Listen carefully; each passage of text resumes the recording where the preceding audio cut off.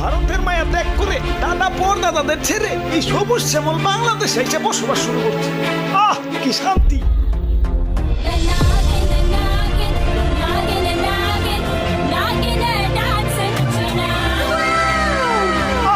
তোমার নাচে সন্তুষ্ট হইয়া তোমারে আমার 101তম বিবি বানাইলাম।